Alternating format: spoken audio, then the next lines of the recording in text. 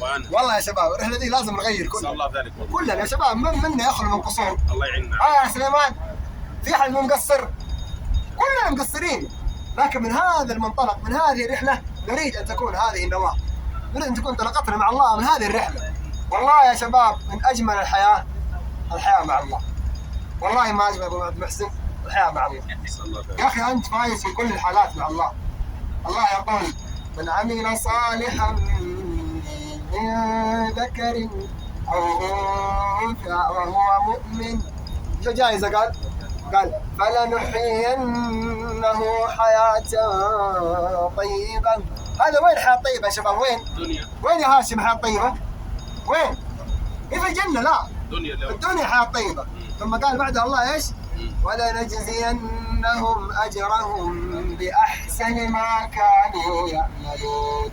واجمل الحياة يا شباب يكون شعارنا هذه الرحلة ان نبدا حياتنا الحياة مع الله، نعيش مع الله. من هذه الانطلاقة، هذه الرحلة نرجع المدينة احنا بدأنا حياتنا حقيقية مع الله، انطلاقة مع الله.